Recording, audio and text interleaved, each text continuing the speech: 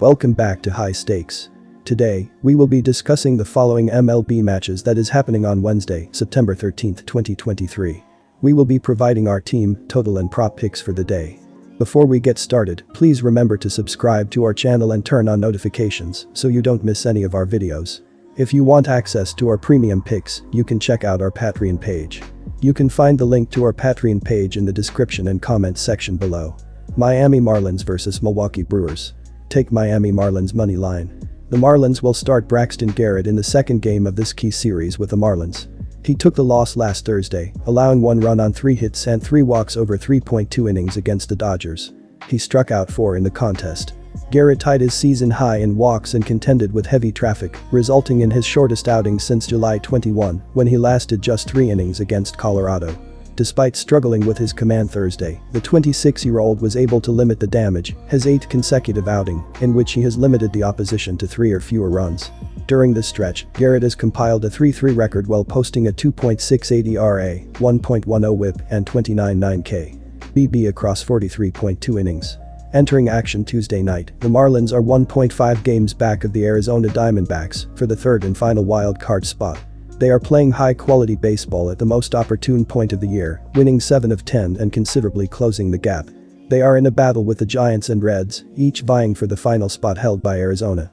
The Marlins will start Braxton Garrett in the second game of this key series with the Marlins. He took the loss last Thursday, allowing 1 run on 3 hits and 3 walks over 3.2 innings against the Dodgers. Over his last 8 appearances, Garrett has compiled a 3-3 record while posting a 2.68 ERA, 1.10 WHIP, and 29.9 K. BB across 43.2 innings. The Marlins are playing solid baseball as they chase a postseason berth. They have won 8 of 11 and 6 of 8 on the road. Milwaukee is also playing strong, but I like Garrett to outperform Ray here in this one. They are in a battle with the Giants and Reds, each vying for the final spot held by Arizona. They will get a much-needed road win here. Take the under. And here is why. The Brewers will start Colin Ray in the third game of the set. Ray did not factor into the decision in a start last Friday, allowing 2 runs on 3 hits and 2 walks over 4.2 innings against the Yankees. With Adrian Houser, elbow, scheduled to return from a stint on the injured list September 12, Ray's future role on the Brewers' pitching staff is up in the air, but he will at least get another start for this contest against Miami. Milwaukee has maintained a slim lead atop the National League Central, a 3-game advantage over the surging Chicago Cubs. Both clubs are hitting the ball better than they had early in the year, but pitching reigns supreme for these two clubs, and this will be a low-scoring game. Kansas City Royals vs Chicago White Sox.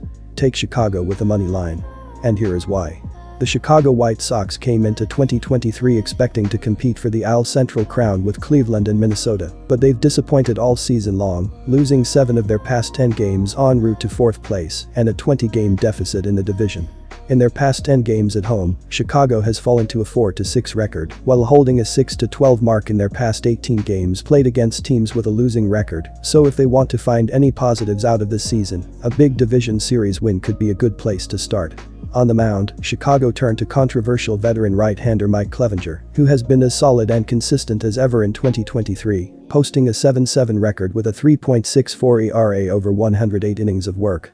His last 5 outings have been very inconsistent, as he's allowed just 1 earned run over 3 of those games, but in the other 2, he has given up 12 earned runs, and after a solid 6-inning, 3 earned run outing against Kansas City last time, he'll be ready to go again in this one. The initial 2 games in this series were evenly divided, as Chicago secured a 6-2 win in the first match, but Kansas City responded with an 11-10 victory in the second. Looking ahead to the upcoming game, it is expected to be much more closely contested. In their most recent 10 face-offs, these rivals from the AL Central have split the series 5-5. The White Sox have managed to claim victory in 5 of their last 8 encounters, but with an average winning margin of only 2 runs during that span, this upcoming game is likely to be a fiercely contested battle. Keep it simple, take the under. And here is why.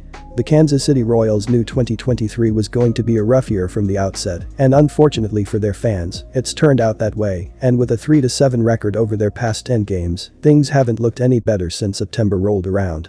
In their past 14 games on the road, the Royals have recorded just 3 wins, as well as being 8-13 in their past 21 games played against division rivals, but with nothing to lose this season, they could be looking for a big finish to the season. As mentioned, the Tuesday doubleheader between these teams amounted to 24 runs over those 18 innings, but given the lack of depth throughout these lineups, as well as the under being 6-4 in their past 10 signals, that may have been an anomaly. For the Royals, the under is 4.42 over their past 10 games, and for the White Sox, the under sits at 6.4 over that time span, and with teams number 25 and 26 in baseball this season for runs scored, this should be another tight, low-scoring affair between two teams devoid of depth and elite-level superstars. San Diego Padres vs Los Angeles Dodgers. Take San Diego money line. It was a career night of sorts for Juan Soto, as he netted 3 homers, as the Padres rallied from a 5-run deficit to overcome the Dodgers in Game 1. Soto got things going early, with a home in the top half of the first. San Diego managed 4 runs in the 9th, which included a homer from Soto and Xander Bogaerts. In all, the Padres finished with 14 hits, with 3 players getting at least 2 hits at the plate. Pedro Avila got the nod, and he allowed 7 runs over 2.2 innings, while striking out 2. LHP Blake Snell is set to take the mound for his 15th road start of the season. Snell holds a 13-9 record on the season to go with an ERA of 2.52. He holds a 4.4 record on the road, which happens to be his lowest win percentage by split. He still holds an opponent batting average of just .191 and has racked up 97 Ks over 78 innings. While the K rate has been high, Snell has had trouble with walks as he's averaged 3.5 per start. On the flip side, he's giving up just 0.5 home runs per start, more than making up for the high walk rate. He's hurled well against the Dodgers this season, holding them to a .153 batting average over 17 innings. What's more, he's held the Dodgers to just 2 homers over that span. San Diego enters this contest with a run differential of +64, which is good for 12th in the league. San Diego has continued to struggle at the plate as they sit bottom 10 in overall batting average. On the season, they've tended to hit slightly below the season average when hitting on the road. However, in spite of the drop in batting average, the Padres have managed over half their homers on the road this season. The erratic batting average has dampened the Padres' ability to generate runs on the whole. San Diego sits top 10 in hits for extra bases and strikeouts per game, but given their propensity to make contact that doesn't yield a hit, many runners are often left stranded, despite the top 10 metrics elsewhere. August was a pretty average month for San Diego as far as the bats were concerned, but they have turned the page in September, as the Padres are hitting .271 as a collective.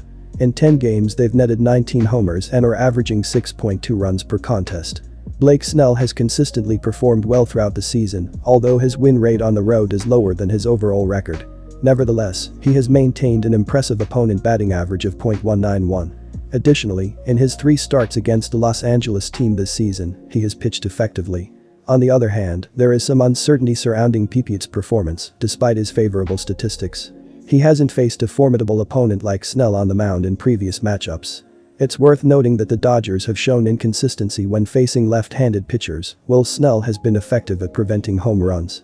Considering these factors, it appears that the San Diego Padres have a good chance of winning as the underdogs in this matchup. Take under 9 runs. And here is why. As highlighted, Snell has performed well against the Dodgers this season and seemingly has their number. Pepoid has performed well in his limited sample size, and, equally important, he has kept home runs in check while keeping batters under .200 on average. The Dodgers have been regressing to the mean after their strong August performance, and the Padres have been inconsistent at the plate all season, even more so when on the road. The play is the under.